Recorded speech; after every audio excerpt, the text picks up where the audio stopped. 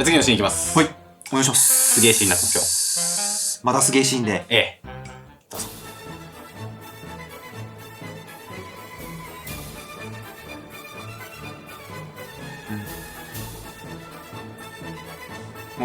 はい。まあ、これはですね、まあ、ホムラ使いとして。ホムラ使いとして。私、ホムラ使いとしてはですね、まあ、途中までの細かいとこはやっぱりわかんないんですけども、回転ぐるぐる剣。炎のブルブルって。ブレイズエンドってやつですね。あ、ブレイズエンド中技なんですね。そうです。はい。それで、倒してるのが、すごい。今日感想すごいしかない。いや、当たんないんすよ、あれ。いや、確かに。結構当たんないんですよね。空中だし。それがなんで当たってるのかなっていう、そもそも MK レオに対して。なるほど。世界一位ですからね。そうそう。回避とかできなかったのかみたいな。なるほど。じゃあ見ていきましょう。まず、最初なんですけど、まあ、とりあえず、ダッシュ攻撃っていうのが当たって、いい感じに飛んでます。で、注目すべきこっからなんですけど、まあ、MK レオ普通に崖を掴みに行くために、先に、この上からの攻撃をケアするために釣ってるんですよね、ジャンプで。上に攻撃出してくれると下から結構帰ってきやすい。崖展開が楽になるので、釣ってるんですけども。ていうか、スパーゴが、この台の上に立ってるじゃないですか。崖展開って、普通もっと崖近くにいますよね。そうです。なんでここ結構注目ポイントなんですけど、まあ、全く動かないんですよ。これ全然動かない。何やってんのみたいな感じだよね。でもまあ、ハテナなんで、じゃあそのまま崖掴もうかなと。崖掴みに行きます。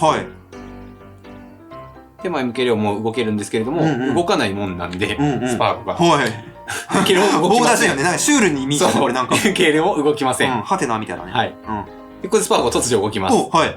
何をするのかと思えば、空中下攻撃。打ってるんですけれども、ちょっとだけ前に動いてますね。これ多分回避上がりに刺さる攻撃なんですよ。なるほど。MK レオが最速で回避上がりを選択してた場合、まあそれこそ世界の大会なんで崖勝ってくるだろうということで、前に出てくる読みの回避上がりとかをケアするための空中下攻撃を置いてると思います。で、MK レオはそれを見て即座に隙ができたなということで、空中前攻撃を崖離しジャンプって呼ばれるやつで、ジャンプを消費して上がってきます。一回崖を離して、ジャンプして、攻撃するという。することで結構水平スレスレぐらいにも攻撃が打てるような。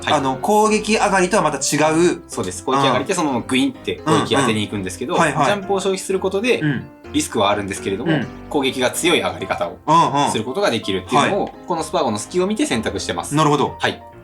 ただ、もう動けるんですよ。スパーゴ。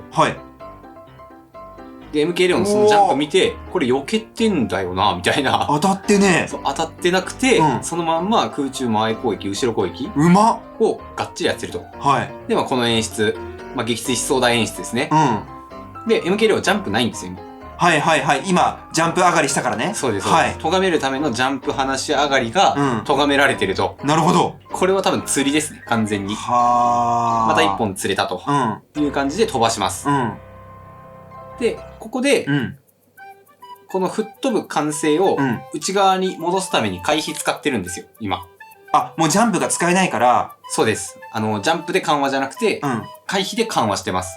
これ、俗に言う、ベクトル変更では対応できなかったんですか？対応しきれなかったってことですね。ベクトル変更でも死んじゃう可能性があるから、じゃあ内回避しようという感じで内回避で、そのベクトルを無理やり押し戻すような作業で、なんとか生き残ってます。なるほど。ただ、今 MK レオ絶望的で、ジャンプも回避も使えない。なるほどね。何もなくて、内回避って隙が大きいんで、まだまだ動けません。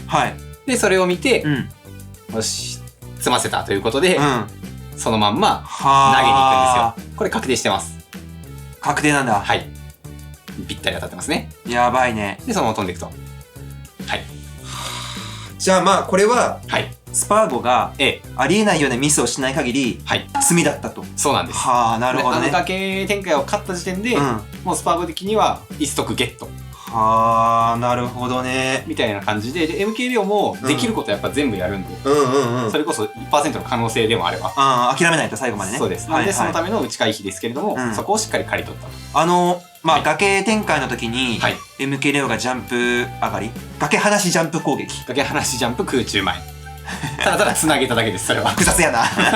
言いづらいな。崖離し空前とかで覚えた方がいいかもしれないです。崖離し空前ね。崖離し空前を誘導したのかね、あれ。いやー多分釣ってますね。それこそ釣れてなくても別にリスクはないんで、前を振ることによって。そんな大きくリスクを背負わないんで、釣れたらラッキーだし、釣れてなくても次の行動を結構安全に見ることができるっていう、結構いい位置取りなんじゃないかなと思うんですけど。ギリギリ当たってなかったもんね、MK レオンの攻撃が。そうなんですよ。ただ多分何回も見られたら、さすがに普通にその場上がりで終わっちゃうんですよ。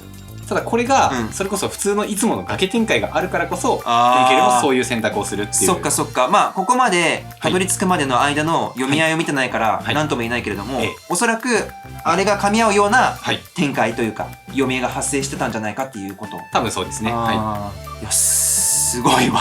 なので本当になんかこの一シーンだけでは説明しきれないのが、結局そういう普段のどういう駆け引きがあるのかとか、いつも大会でこういう動きがあるから、こういう読みっていうのをさらに覆すためのタグをいっぱい用意してくる。なるほど、なるほど。のがすげえなっていうふうに思いましたね。なるほどね。じゃあもう一回、当倍で見てみましょうか。はいはいはい。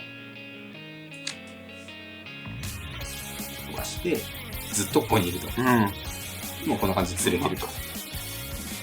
もう確実に。いやー、すごい、めっちゃスマートだわ。そう。かっけえな。なんかすごい綺麗に決まってんなと思うんですけど、いや多分、僕もオンラインとかで潜ってこういうことは展開的にあるんですよ。あるんだ。ただ、相手世界一位ですからね。確かにな。世界一位に対しては、この釣りは思いつかない。なんかどうせ釣れないだろうとか、っていう風に勝手に頭の中で思い込んじゃう部分もあると思うんですよ。レオだから、これは対応してくるんじゃないかみたいな。それぐらいに怪物なんですよ。スマブラの長なんで。全世界スマブラの長なんで。そうかそうか。頂点に君臨し続ける男。マジで3年ぐらいずっと1位ですからね。化け物なんで。それともやっぱりしっかりと対等に駆け引きを行っていけるっていうのが、マジでかっけえなと思いました。いやギリギリね、MK レオンの攻撃が当たらない間合い管理ができてるのもすごいし、まあ初心者の俺からしたらね。いや、僕からしてもすごいですね。そうやって大会はできてますね。そうやって世界同士の戦いが、なるほどね。常に行われている。いや、面白いわ。面白いですね。面白い。ありがとうございます。今週選んでよかった。